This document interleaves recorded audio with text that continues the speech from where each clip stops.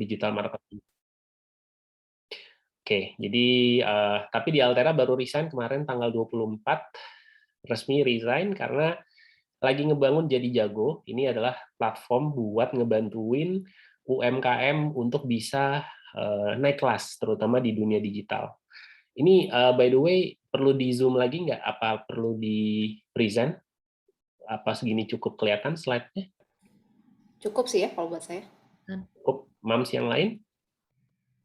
Cukup, Bang. Oke, siap. Jadi di samping Jadi Jago yang udah ada bisnis duluan tuh 2014, dari 2014 ini ada car care di Manado, namanya Autospark, dan Sada Baby ini adalah online shop dengan sistem full commerce, website commerce. Jadi ini punya istri, saya bantuin dari sisi digital marketingnya, gitu. Sadababy.id jualan produk bayi gitu ya. Nah, apa sih digital mompreneur? Jadi saya membuat istilah ini karena pengen membuka wawasan dan juga terinspirasi dari apa yang istri lakukan gitu. Jadi istri saya baru Mahmud Abbas, mama muda anak baru satu gitu kan, dan juga dia bisa menjalani bisnis online-nya juga, yaitu tadi Sada Baby gitu kan. Nah, untungnya karena saya punya ilmu di sana, jadi saya bisa ngebantuin gitu kan. Tapi kan nggak semuanya bisa punya kesempatan gitu. Ya bisa juga sih, cuman dengan cara yang berbeda gitu ya. Mungkin googling, nonton YouTube dan segala macam gitu kan. Nah, harapannya kenapa jadi digital mompreneur? Harapannya para moms bisa mempunyai penghasilan tambahan dan bantu support suami dalam hal finansial tanpa harus mengorbankan fungsi utama sebagai seorang istri dan ibu bagi si buah hati. Nah, jadi kalau kita sekarang ada di era 4.0, jadi saya sering bilang nih kalau di beberapa kesempatan bahwa zaman era digital ini bukan masalah bisa tidak bisa, tapi mau tidak mau gitu. Mau nggak kita belajar lagi, mau nggak kita berusaha untuk mempunyai rasa ingin tahu, ingin belajar, dan juga semangat praktek gitu kan. Karena zaman sekarang ini sangat dipermudah ya. Mau bisa masak gampang, tinggal YouTube. Mau bisa public speaking, ada course-nya gratis juga di YouTube. Apapun itu kita tinggal mau apa tidak untuk mencari tahu aja sih, dan juga praktek. Kuncinya simple, itu aja.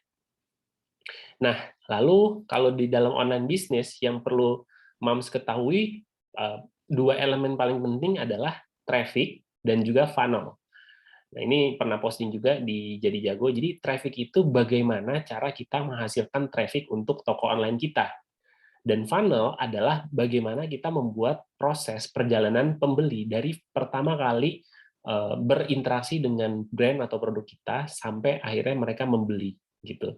Jadi traffic dan funnel ini adalah dua kunci penting yang harus kita kuasain bagaimana caranya untuk bisa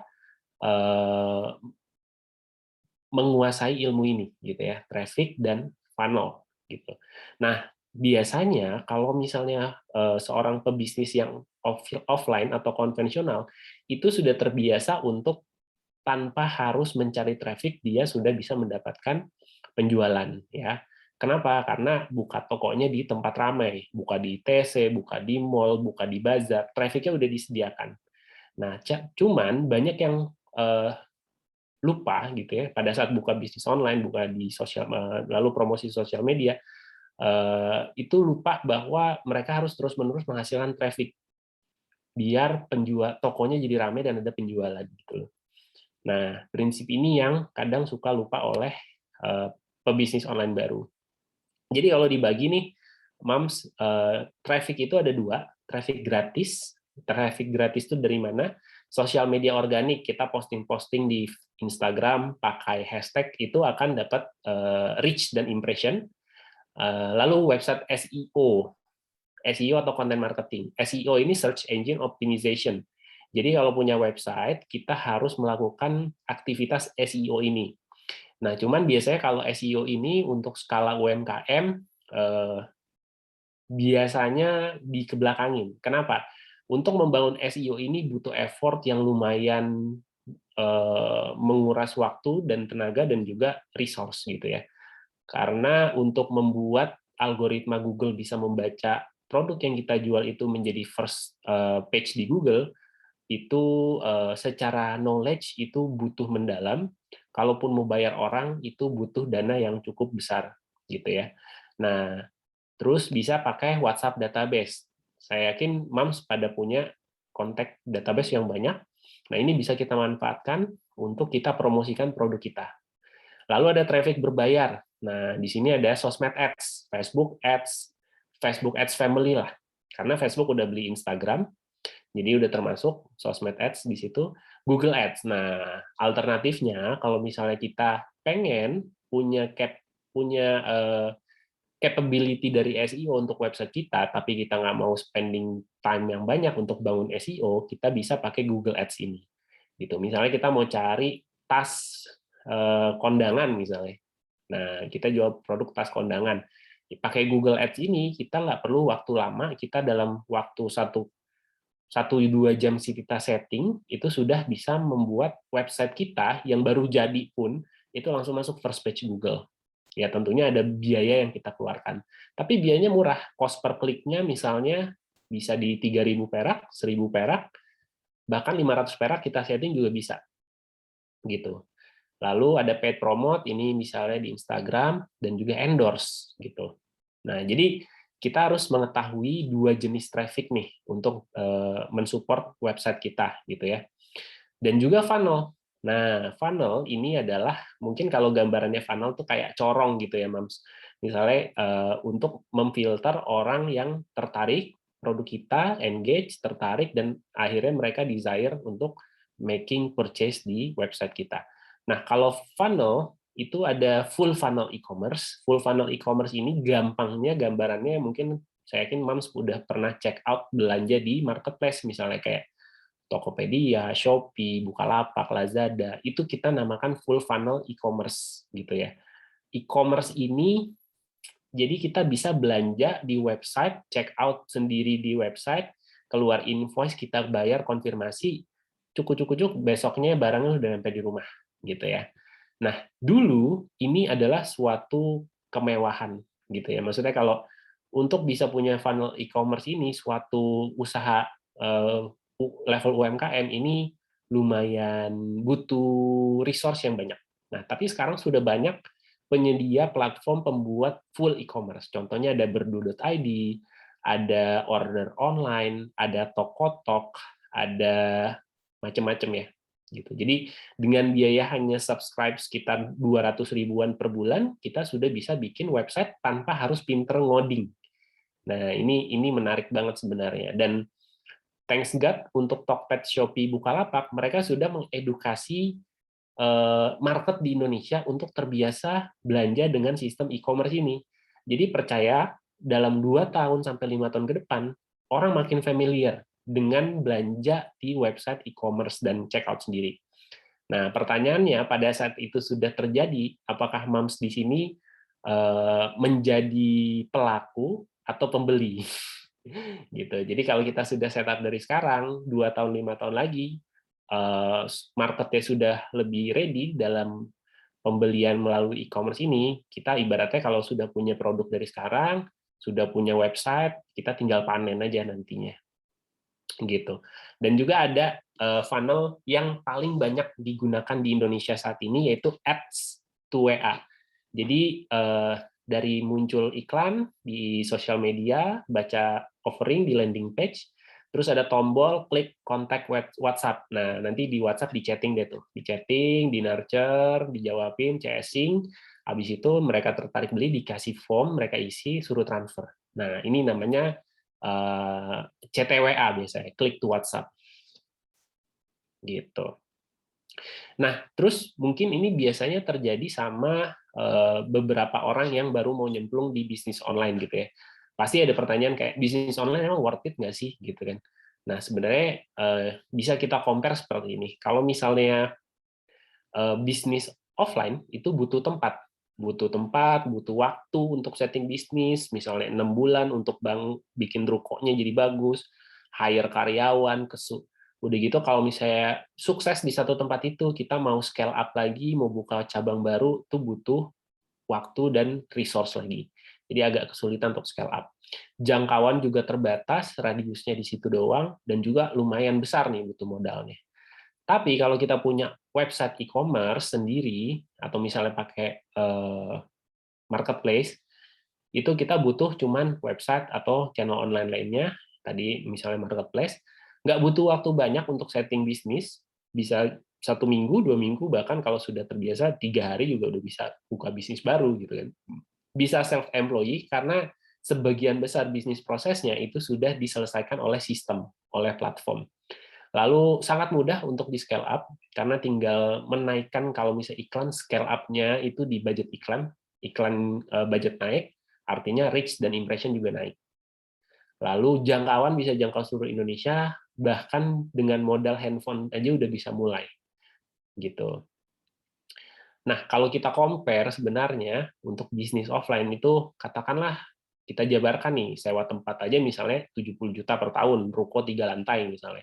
Lalu butuh waktu setting 3-6 bulan, butuh karyawan 2-3 orang, butuh tempat bagus, investor kalau mau scale up gitu kan. Jangkauan terbatas, radius 5-10 kilo, butuh modal lumayan besar, modal barang, sewa tempat, iklan, segala macam. Estimasi itu sekitar 100 jutaan lah, katakanlah untuk setup satu bisnis offline, durasi launching 3-6 bulan. Nah, tapi kalau kita bisa punya website gitu ya, itu kita bisa pakai free channel gitu ya untuk jualannya, bisa marketplace, bisa pakai WhatsApp atau Instagram gitu, jualannya pakai DM gitu kan. Palingan 1-4 minggu lah untuk setting up bisnisnya, bisa self employee, mudah di scale up, tinggal naikin budget promosi, bisnisnya lebih jauh reach-nya, dan juga unlimited audience gitu. Dan juga bisa dimulai dengan modal handphone aja, nggak usah nyetok barang dengan sistem affiliate atau dropship gitu ya. Lalu, nah ini mungkin biar Mams juga pernah dengar istilah-istilah ini, tapi mungkin belum tahu lebih mendalam. Jadi dalam bisnis online atau dunia digital itu ada beberapa bisnis model. Yang pertama reseller. Reseller itu jadi kita menjual produk di toko kita, tapi kita udah ambil dulu ke supplier atau distributor. Lalu kita ambil misalnya satu lusin atau satu kodi, kita stok, lalu kita jual dengan up dari harga modal yang didapat. Itu namanya reseller. Kalau dropship bedanya apa? Bedanya dengan reseller, dropship ini kita nggak perlu stok barang. Jadi kita bikin agreement dengan supplier kalau misalnya kita akan jual produknya tapi jual gambar, gampangnya gitu. Setelah ada yang beli, ada yang transfer ke rekening kita, kita baru pesan ke supplier dengan membayar kesepakatan harga yang sudah dibicarakan di awal. Lalu nanti si supplier akan mengirimkan barangnya ke pembeli kita atas nama toko kita. Gitu. Jadi itu untuk dropship. Nah, kalau affiliate marketer ini lebih mudah lagi, hanya promosikan link dari produsen. Jadi kalau nggak salah Lazada juga sudah ada sistem afiliasi. Jadi kita tinggal promo-promo aja, memperbanyak orang traffic, klik link kita, ada yang beli, kita dapat komisi sistemnya. Nah, yang paling terakhir adalah brand owner. Kita bikin brand di produk yang kita tawarkan, lalu kita promosikan secara online melalui sosial media, melalui YouTube dan segala macam. Nah, ini biasanya ultimate goal dari digital bisnis gitu ya, mempunyai brand sendiri atau menjadi produsen. Nah, mungkin ada yang bertanya nih dalam hati, terus bedanya website sama marketplace apa gitu kan? Masing-masing punya pro dan kontranya ya. Kalau di website pro-nya kita mempunyai datanya. Gitu. Kita mempunyai data, kita juga kalau beriklan lebih optimal, lalu kita juga punya cash flow gitu ya, lancar. Kenapa? Karena langsung transfer ke rekening kita. Nah, si CRM-nya ini mudah karena kita pegang data, ada yang WhatsApp juga, kita bisa WhatsApp datanya gitu kan, kita bisa pakai email marketing gitu kan. Nah, kalau marketplace pro-nya apa? Mudah saat setup gitu. Jadi tinggal register, bikin password, username, password, email, kontak lengkapi, udah jadi tokonya, tinggal upload foto-foto produk gitu ya dan deskripsi. Terus kanal pembayaran mereka banyak dan juga ini mempermudah calon buyer gitu ya. Jadi bisa bayar di Alfamart, Indomart, bisa bayar pakai kartu kredit kayak gitu. Dan juga mereka sudah punya traffic gitu. Nah, secara analogi, ibaratnya kalau kita buka toko di marketplace, ini kayak kita buka toko di mall, di mana penyedia mall sudah mempunyai strateginya untuk mendatangkan traffic yang banyak. Nah, traffic yang banyak ini nanti tinggal window shopping ke toko-toko yang menyewa di mall tersebut. Tapi kalau website, analoginya ini adalah seperti kita punya toko sendiri yang berada di lokasi di pinggir jalan. Tapi nggak banyak yang tahu nih kita jualan apa di situ, dan ini toko apa. Jadi kita harus lebih effort dalam mempromosikannya. Kalau cons-nya di website itu kita butuh waktu dan resource untuk setup website, mau setting sendiri boleh, atau bayar orang boleh. Nah, itu jadi cons-nya. Lalu opsi pembayaran terbatas dan butuh effort lebih untuk menghasilkan traffic, karena nggak ada existing traffic di situ. Kecuali brand kita udah besar banget, bakal jalan tuh SEO-nya. Lalu kalau cons-nya, share data dengan marketplace. Nah, ini sebenarnya jadi kekurangan banget karena sooner or later marketplace itu nanti punya produknya sendiri gitu. Jadi dia ini sedikit bocoran bahwa mereka mengambil data behavior dari pembelian kita gitu. Nanti mereka akan menggeser dan memonopoli produk itu dijual dengan brandnya mereka sendiri. Lalu calon buyer bisa beli di toko lain karena ada algoritma tentang produk serupa gitu ya. Jadi loyalitasnya nggak ada. Jadi kalau ngeliat tasnya ini bagus, ternyata ada yang sama dengan harga murah, dia bisa pindah ke cek toko sebelah gitu kan. Terus untuk beriklan dia kurang optimal karena cuman sampai Facebook cuman bisa sampai nggak bisa mendetek berapa banyak yang dia belanjakan. Lalu cash flow terhambat karena transfernya nggak langsung ke kita, mampir dulu ke kantongnya marketplace, sudah diterima baru ditransfer ke kita. Ini jadi untuk seorang pebisnis cash flow yang terhambat ini lumayan juga mempengaruhi ya, mempengaruhi kelancaran bisnis. Kenapa jadi digital mompreneur? Bisa dikerjain di rumah, mulai modal minim, potensi penghasilan tidak terbatas, mudah untuk di scale up. Nah, untuk gimana sih biar kita bisa mendapatkan knowledge yang pas, itu kita bisa dengan cara ini. Kita bisa nyari artikel di YouTube gitu ya, kita bisa ikut webinar atau cari tulisan-tulisan artikel di website. Seperti itu. Nah, mungkin sampai sini dulu dari Mams yang menyimak dari tadi, mungkin ada yang mau ditanyakan dulu. Silakan. Buka sesi Q&A berarti.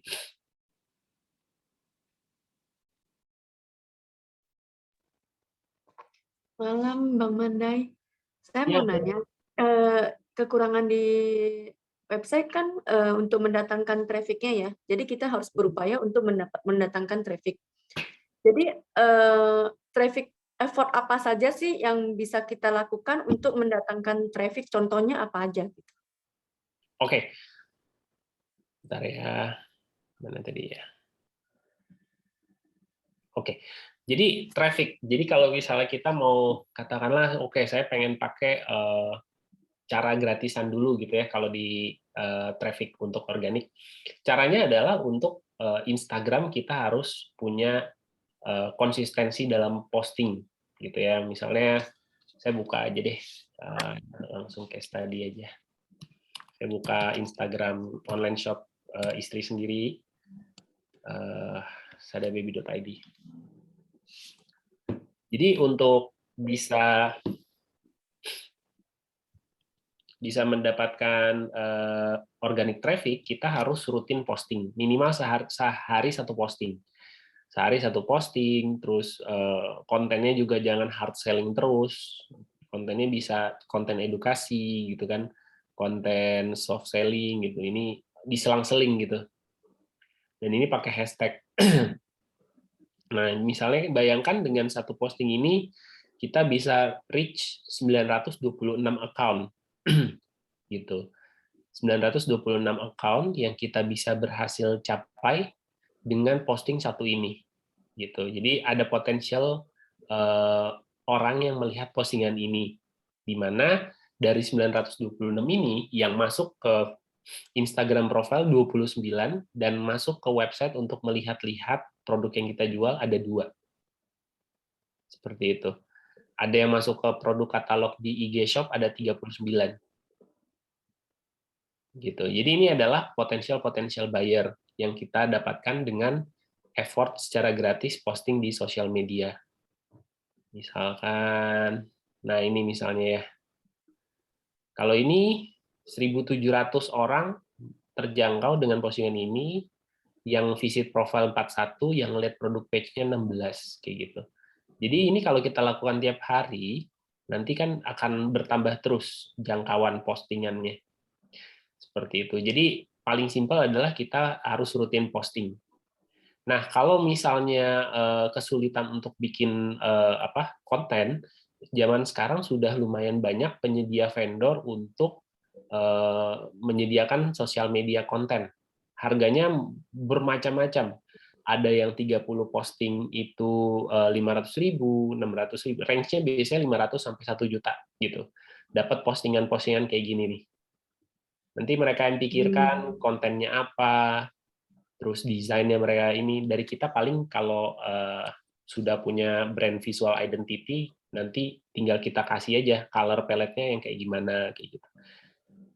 Jadi tidak harus semua kita sebagai owner yang melakukan, kita bisa outsource ke orang lain.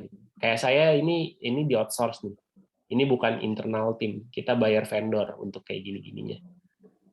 Gitu. Kalau beberapa foto ada yang foto sendiri, kayak ini foto sendiri, cuman ini lagi nyetok foto lagi, kita lagi pakai vendor juga untuk produk foto yang baru. Seperti itu. Jadi ini yang harus dilakukan untuk menghasilkan traffic. Tapi seandainya di medsos kita followernya masih sedikit, otomatis sangat berpengaruh juga dengan traffic kita nggak? Oh iya, betul. Jadi followers masih dikit, justru cara untuk membangun followersnya biar banyak dengan memberikan konten-konten yang bagus gitu. Dan juga kalau sekarang tuh lagi zamannya reels. Jadi kalau kita bisa bikin konten-konten reels itu menaikkan reach dari akun kita tuh juga lebih banyak gitu. Nah, cuman saya kasih tahu bitter fact. Fakta pahitnya adalah untuk membangun sosial media di Instagram sekarang itu jauh lebih menantang dibanding tahun 2016-2015 karena pada prinsipnya sosial media ini ujung-ujungnya duit, Mams. Jadi nanti bisa lama-lama, tapi enggak juga sih. Kayaknya dulu Facebook kalau kita bikin fanpage itu kan banyak interaksi ya di situ ya, banyak yang like interaksinya. Nah, kalau sekarang kita punya fanpage yang like 5.000 orang, 10.000 orang, kalaupun kita posting organiknya nggak jalan. Paling yang lihat postingan cuma 10, 20, 100, harus diiklankan. Nah, begitu juga dengan Instagram. Ini gampangnya gini, kita bisa lihat kalau di sini aja posting-posting seperti ini like-nya banyak ya. Bisa 47, 66, 103, 285, 100 gitu ya. Tapi di akhir-akhir 1 bulan ke belakang ini turun jauh nih. Like-nya turun jauh. Kenapa? Karena sudah mulai mengarah ke satu reels ini yang lebih bagus algoritmanya. Yang kedua, iklan. Iklan ini jadi priority user gitu ya untuk si Instagram. Jadi mau nggak mau kalau misalnya kita pengen bisnis gede, kita harus juga tahu bagaimana cara beriklan atau tahu di mana bisa memasang iklan yang bagus dan menghasilkan sales gitu. Karena tidak sedikit banyak yang menawarkan jasa iklan tapi tidak mempengaruhi sales mereka, hanya menaikkan impression dan engagement gitu. Saya sering ketemu tuh curhatan bisnis owner yang kayak gue udah bayar digital marketing nih, udah ngiklan tapi kok boncos ya, salesnya nggak naik apa segala macem gitu, follower doang naik gitu kan. Nah itu juga harus berhati-hati gitu, Mams.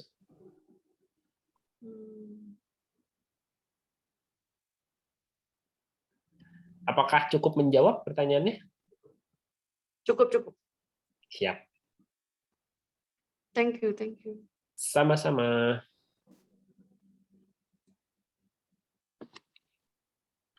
Oh iya, satu lagi lupa ya. Jadi kalau bedanya website sama marketplace, jadi kalau misalnya nih ya, kita buka di sini ya. Kalau misalnya kita buka di sini kan ada pilihan ya, belanja di mana, di website, di Shopee, misalnya belanjanya di website gitu ya. Kenapa tadi siapa yang ngomong ya, kalau buka website search apa terus tiba-tiba kena iklan muncul gitu kan. Nah, kenapa bisa begitu? Karena ditanam pixel tracker nih. Ini tracker nih. Ada namanya Facebook Pixel, ini trackernya untuk social media ads, dan juga Google Tag Manager. Google Tag Manager ini adalah tracker dari Google Ads. Jadi kalau misalnya nanti saya bisa retargeting orang yang sudah visit ke website ini itu dalam 30 hari ke depan bisa kena iklan produk ini terus-menerus. Dia buka Instagram dia kena iklan, dia buka YouTube dia kena iklan, dia buka portal detik.com dia kena iklan, dia buka Gmail kena iklan gitu. Jadi itu fungsi dari tracker ini, retargeting.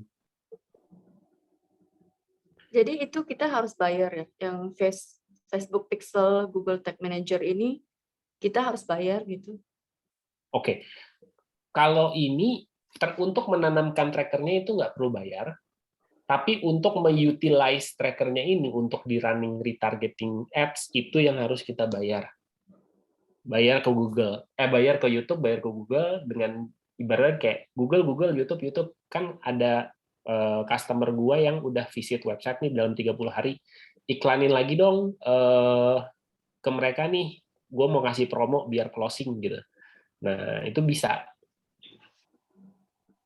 Biasanya mahal nggak sih? Itu hitungannya per satu produk atau satu post atau apa gitu? Jadi per satu kampanye itu bisa memuat beberapa jenis produk yang dikampanyekan, yang mau diiklankan gitu. Untuk beriklan di Google ataupun Facebook itu biasanya bisa dimulai dari 100.000 per hari minimal untuk bisa mendapatkan impact dari iklannya itu. Maksudnya ada target nggak Bang Mandai? Berapa hari gitu seharusnya kita beriklan gitu, biar tahu berapa besar efeknya. Ya, biasanya sih kalau fase testing itu di 7 hari. Jadi 100.000 kita siapin budget 700 sampai 1 juta untuk baca data ya, gitu. Jadi nggak tambah biaya ya untuk taruh Google Tag Manager ini ataupun Pixel, nggak ada lagi kan biaya lagi. Nah, ini feature untuk men-tracking activity di website kita. Coba Jadi aja. maksudnya dalam 7 hari kita bikin website, dalam 7 hari kita udah bayar iklannya nih gitu. Jadi dalam waktu 30 hari itu pixelnya ini terus kerja terus gitu. Jadi gini, pixelnya akan terus bekerja selama dia sudah tertanam di website. Tapi untuk mengaktifkan dan menggunakan pixelnya itu, kita harus bikin campaign iklan. Baru data yang terekam itu kita bisa utilize, gitu kan. Apakah kita mau nawarin yang sudah pernah beli, kita lagi launching produk baru, karena mereka sudah pernah beli dan tahu kualitas produk kita, mereka sudah loyal gitu ya, lebih mudah closing kan tentunya dibanding kita cari orang-orang baru untuk membeli produk kita seperti itu. Enggak, maksudnya kalau misalnya kita mau iklan seperti tadi, harus siapin 700.000 ya, bukan 100.000 aja nggak bisa ya. Berarti harus 700.000 untuk selama seminggu, dan 700.000 itu iklannya akan terus-terus muncul ke audiens kita itu selama sebulan atau hanya 7 hari aja? Selama 7 hari. Selama 7 hari ya. Nah, dengan 100.000 per hari itu ada dikasih tahu kapasitasnya berapa banyak audiens yang akan kena gitu. Biasanya ada proyeksinya gitu ya, 100.000 tuh akan nge-reach berapa orang, berapa kali muncul, itu nanti ada di dashboardnya gitu. Sebenarnya untuk ini sudah ke hal teknis, di mana ini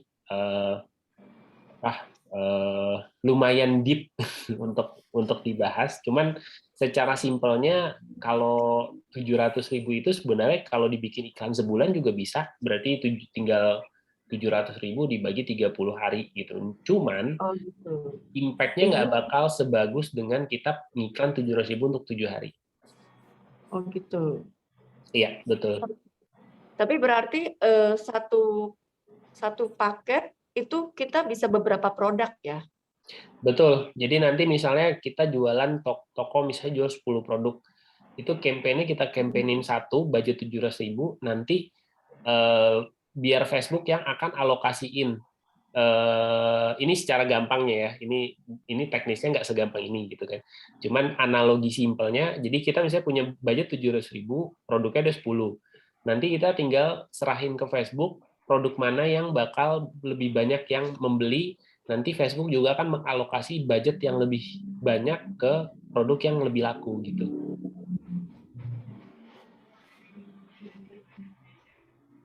Gitu. Tapi kalau dibandingin sama Dia nggak Instagram, bisa ya? Gimana?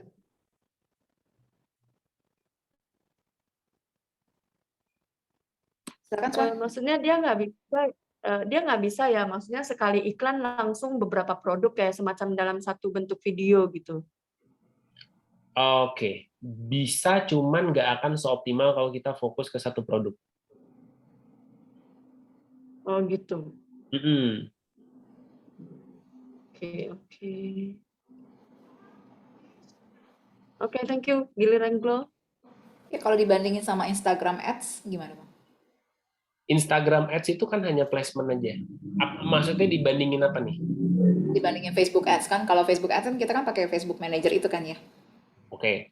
Apa sih? Mau iklan di Instagram pun kita harus pakai Facebook Ads Manager karena fiturnya lebih lengkap di sana.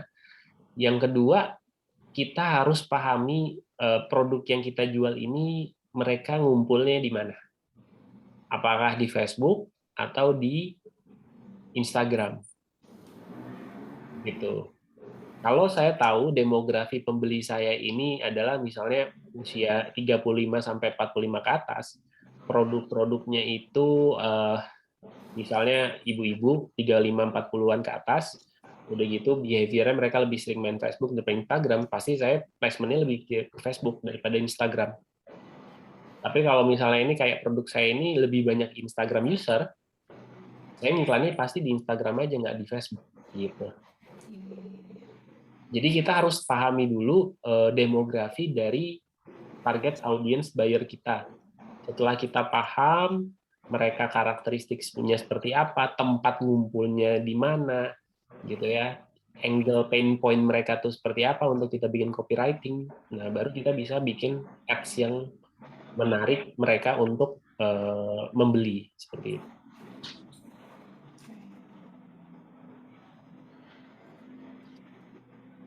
Masih ada bahannya lagi Bang Mande? Bahan, ya ini sih bahan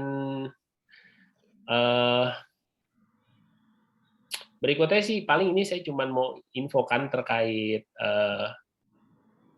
solusi lainnya gitu ya. Solusi lainnya jadi saya buka online course dan juga mentoring secara grup tapi ya.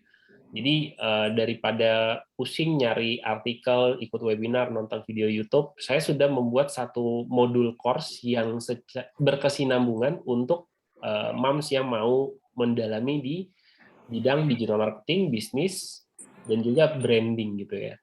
Nah, ini juga saya dapat dan ilmu-ilmunya dari mentor-mentor hebat skala nasional. Salah satunya Pak Budi Isman adalah seorang ex-CEO dari Coca-Cola Group dan juga SGM Sari Husada. Dan juga ini ilmunya sudah melalui trial dan error. Jadi tinggal kopas saja, nggak usah bingung, nggak usah apa. Kalau bingung juga bisa nanya di grup. Course-nya juga 1 kali bayar untuk akses seumur hidup gitu ya, dengan 30 days money back guarantee. Di situ bisa dapat juga komunitas positif, grup mentoring dan juga networking, dan juga banyak bonus produk digital jutaan rupiah, mulai dari video course, e-book, seperti itu. Nah, harganya sangat terjangkau di harga 500 didiskon jadi 249.000, one time payment, lifetime access. Di sini sudah ada 130-an orang dan juga lebih dari 20 brand UMKM bergabung, dan mereka bisa bertanya kalau ada kesulitan dan dapat mentoring, direct mentoring. Kadang saya buka juga sih iseng-iseng sebulan sekali 2-3 orang untuk on-one mentoring langsung, on-one coaching. Seperti itu. Jadi modulnya udah dibuat dan juga ada trial class-nya kalau mau melihat. Tadi beberapa materi di sini juga diambil dari course-nya juga. Mungkin masih bingung digital marketing itu apa, digital business itu apa, dan bagaimana memulai dari setup, riset market, riset produk, itu diajarkan semua di situ. Sampai akhirnya launching bisnisnya. Gitu. Itu sih informasi tambahannya sih, Mbak Glory. Dan Mbak Gloria juga salah satu member di Jobs juga ya.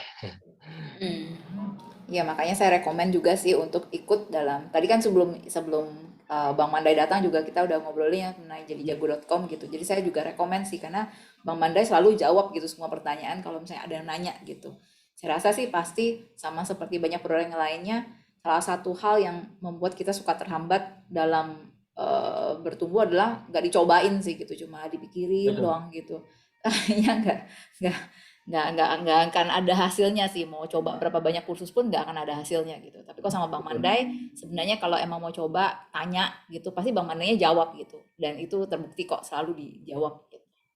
Ya, betul. Lagi Bang Mandainya ada di sini makanya mau ada yang mau tanya lagi nggak, Sally sama Eli gitu, atau Swan juga mau tanya lagi. Ya, dalam setiap iklan kan kita pasti pusing ya di bagian masalahnya tuh videonya, copywriting-nya. Nah, yang kayak gitu-gitu termasuk dalam kursnya Bang Mandai nggak? Ya, jadi gini, banyak advertiser atau digital marketer pemula itu yang terlalu fokus sama hal teknis, Mams. Jadi di sini saya menjabarkan bagaimana kita membangun bisnis itu dengan memperkuat fundamental dulu. Karena saya megang klien itu nggak pernah bikin iklan yang muluk-muluk, teknisnya juga yang bagaimana-bagaimana.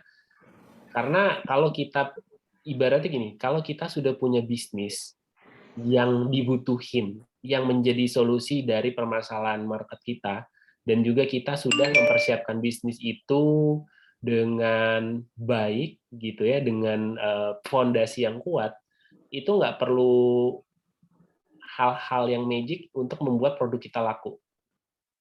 Artinya copywriting biasa aja banyak yang beli. Videonya juga ya gitu-gitu aja ada yang closing. Jadi sebenarnya yang paling kuat dan paling penting itu adalah memperkuat fundamentalnya. Fundamental itu apa sih? Ya kita harus riset produknya. Kebanyakan orang bikin bisnis kan, ini lagi bisnis, lagi tren nih, bikin yuk, bikin. Habis itu trennya selesai, ya udah bisnisnya juga selesai gitu. Nah, bagaimana kita bisa meriset market, ngeriset produk apa yang winning dan dibutuhin, itu yang paling penting. Karena ibaratnya kalau misalnya kita nih, market itu adalah semut, kita jualan gula, kita nggak usah keluar-keluar ini gula, semutnya ngerembunin semua gitu. Jadi ini yang saya perhatikan gitu. Bahkan tidak sedikit yang mengaku sudah suhu, master, jual course, iklan ini, iklan itu, teknik begini begitu. Cuman permasalahannya satu, sebenarnya kalau benerin fundamental aja, benerin fundamental. Fundamental itu apa? Ya bisnisnya kita kalau jualan produk fotonya yang bagus, brandingnya juga bagus, punya konsisten dalam penggunaan warna dalam promosi. Contohnya nih seperti Sada Baby ini saya dari awal sama istri sudah bikin visual identity. Warnanya nggak bakal keluar dari color guideline yang sudah kita buat. Fontnya juga nggak berubah-berubah. Hari ini fontnya tipe apa, bulan depan berubah, tidak ada. Konsistensi adalah kunci dalam branding visual. Gitu.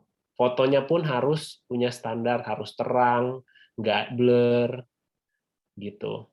Nah, ini adalah cara untuk membuat buyer itu yakin membeli produk kita, gitu. Jadi copywriting, teknis, image kreatif, saya nggak pernah ada yang muluk-muluk. Karena produk yang memang saya pegang, klien yang saya pegang, saya selektif. Kalau dia sudah kuat dari sisi fundamental, ibaratnya 2/3 pekerjaan saya untuk running iklan itu udah selesai. Gitu. Kebanyakan, mayoritas, itu pelaku UMKM tuh fundamentalnya nggak kuat. Giliran iklan boncos yang disalahin Facebook-nya. Padahal produknya yang nggak market fit. Gitu. Maksudnya padahal produknya yang tidak tepat sasaran gitu. Tidak tepat sasaran, bisa jadi sudah saturated, sudah nggak dibutuhkan, atau bersaing dengan di Red Ocean, di mana sudah banyak pesaing yang bermain di sana. Dan nggak ada pembeda di kita. Gitu. Ya, oke. Oke, thank you. Thank you, Bang Mandai. Sama-sama, Mams.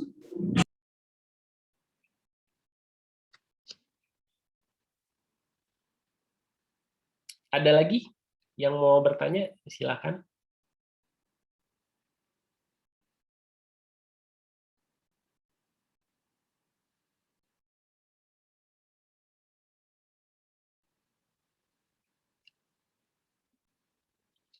Satu pertanyaan lagi sebelum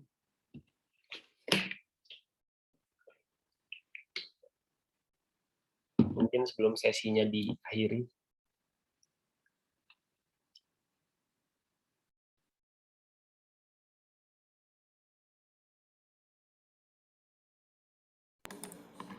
Ya, ada pertanyaan, Sally atau Eli? Atau Kenny, Kak Kenny? Aku bingung mau nanyanya dari mana.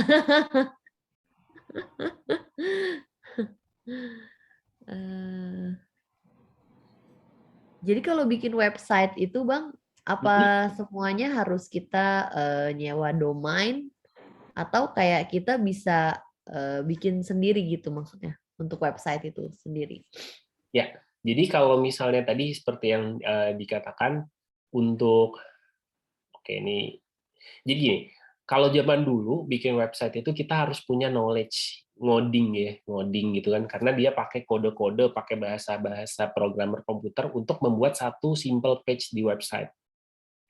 Kalau sekarang kita ada pilihan, pakai WordPress misalnya, atau pakai platform lain yang sudah ready to use. Misalnya kalau di luar negeri ada Shopify, ada Wix, ada macam-macam website builder. Itu tinggal klik, drop and drag. Nah, kalau misalnya di Berdu, di Indonesia, itu salah satu yang biasa saya rekomendasikan adalah Berdu. Karena ini saya buka contoh tampilan websitenya. Ini kan website tadi ya, yang di sini ya. Nah, untuk mengeditnya tuh tinggal klik and drop. Klik. Ini dipindah ke bawah. Gambarnya dipindah ke bawah. Oh, ini Berdu ya, Bang? Ya, jadi untuk pemula dan nggak ngerti bahasa programming komputer, ini sangat-sangat helpful banget. Dan dia ada tutorial untuk penggunaannya, diajarkan semua langsung di sini. Gitu. Dan ini biayanya murah banget, 295.000 per bulan. Gitu. Jadi ini salah satu opsi. Ada lagi Tokotalk, ada order online, banyak banget gitu. Dan di sini kita bisa upload produk kita di sini,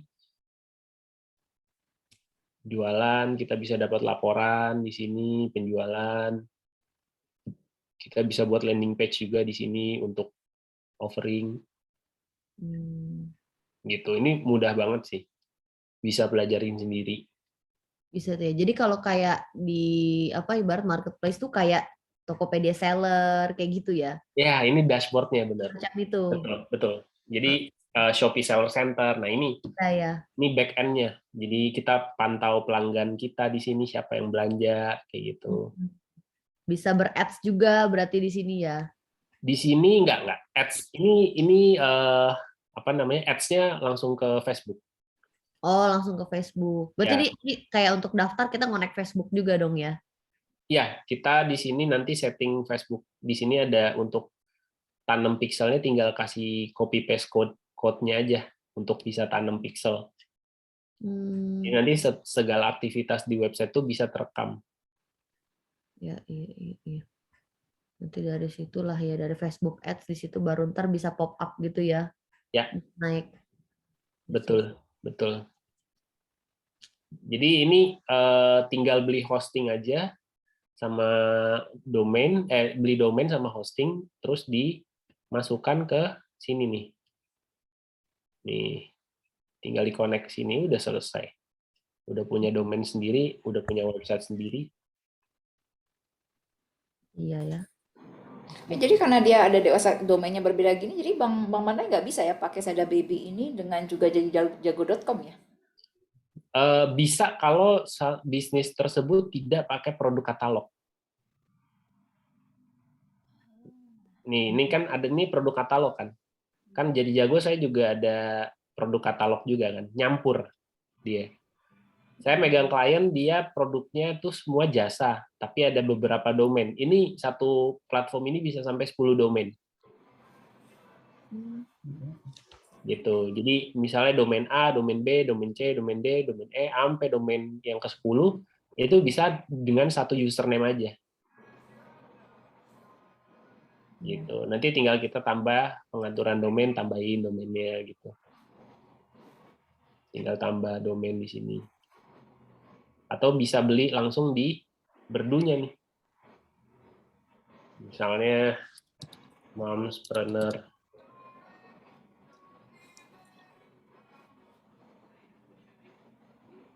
Nah, ini adanya momspreneur.my.id gitu. Momspreneur.id ada juga gitu. Itu pilihannya ya dan Ya, pilihan. Gitu. Jadi seberapa pentingnya sih Bang punya website? Punya website tuh penting banget sih kalau saya pribadi ya, karena udah ngerti gitu kan. Karena sooner or later bakal bikin website pada waktunya. Karena beberapa klien yang saya handle itu tadinya di marketplace, tapi akhirnya mereka pengen punya website. Kenapa? Karena mereka pengen capture datanya mereka juga pengen biar terlihat profesional juga kalau punya website sendiri gitu. Kalau kita punya produknya MLM ataupun asuransi, gimana Bang? Kalau asuransi punya website bagus karena kita bisa bikin landing page dan juga bisa retargeting. Jadi misalnya iklan pertama di asuransi kita tentang awareness terkait asuransi. Nanti mereka yang sempat sudah baca landing page-nya itu kita retargeting lagi, khusus yang sudah baca landing page tapi belum klik WA button misalnya. Nanti kita retargeting terkait testimoni, terkait hal-hal yang bisa membuat mereka akhirnya terkait mereka untuk mau closing gitu loh. Misalnya testimonial kayak gitu.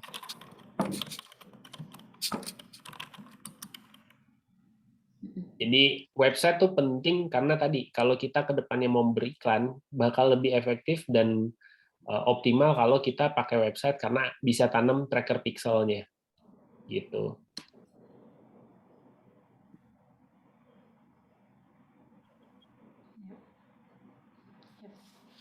Thank you, Bang. Oh, udah pergi dia. Sama-sama, Mom.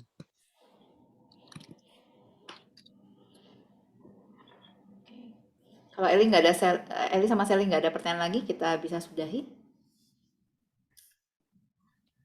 udah sih aku kayaknya. Udah nggak ada sih.